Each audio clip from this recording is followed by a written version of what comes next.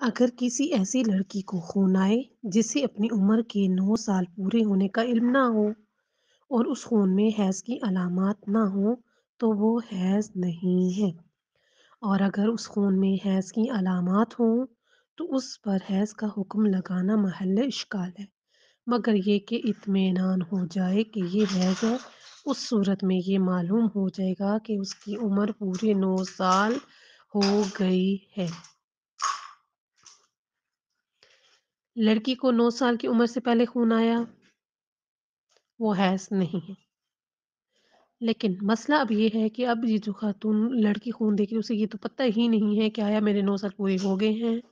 یا نہیں ہوئے۔ جو وہ خون دیکھ رہی ہے اس میں حیض کی علامات نہ ہوں وہ حیض نہیں ہے۔ اگر اس خون میں حیض کی علامات ہوں تو اس پر حیض کا حکم لگانا محل اشکال ہے، یعنی اب اس کو اس کا ہم پتہ کہہ ہی نہیں سکتے کہ یہ خون کیا ہے، یہ خون حیض ہے۔ ہاں لیکن اگر اس کو اطمینان ہو جائے کسی طریقے سے کہ ہاں نہیں واقعاً میں 9 سال کی ہو چکی ہوں تو اس خون کو تب وہ کیا کرے گی، اطمینان ہو گیا ہے تو اب وہ جو خون وہ دیکھ رہی ہے وہ حیض ہے، اور اس سے یہ ثابت بھی ہو جائے گا کہ وہ 9 سال کی ہو چکی ہے۔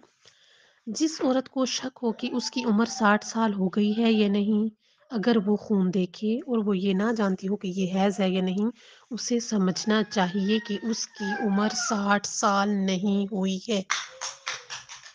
صحیح ہے؟ جس طرح ہم نے شرط میں پڑھا ہے کہ 60 سال کے بعد والا جو خون ہے گا وہ حیض کا حکم نہیں رکھتا، لیکن اب وہ جو خاتون ہے کہ جو خون دیکھ رہی ہے اس کو خود دیکھنے والی خاتون کو یہ تو پتہ ہی نہیں ہے کہ پتہ نہیں اب میں 60 سال میرے پورے ہو گئے ہیں یا نہیں ہے، جیسے آپ سے پہلے ہمارے امیوں کا دور جو گزرا ہے ان کو پتہ ہی نہیں ہوتا تھا ہم کب پیدا ہوئی، تو اب ہماری عمر تقریباً کتنی اندازہ لگاتے ہیں ہم اتنے ہی ہوں گے یا اس طرح، ان کو پورا ایگزیکٹ پتہ نہیں ہوتا کہ ان کی عمر کتنی، ٹھیک ہے؟ اسی طرح ان کی عمر 60 سال ہو گئی ہے، یعنی ان کو پتہ ہی نہیں ہے کہ 60 سال ہو گئے، اگر وہ خون دیکھ کر وہ یہ نہ جانتی ہو کہ یہ حیض ہے نہیں تو اسے سمجھنا چاہیے کہ وہ بھی 60 سال کی نہیں ہوئی اور اس کو وہ اپنی سن الیأس کو نہیں پہنچی ہے، تو وہ جو خون دیکھ رہی ہے اس میں حیض کی صفات اور شرائط موجود ہوں گی تو وہ خون حیض ہو جائے گا۔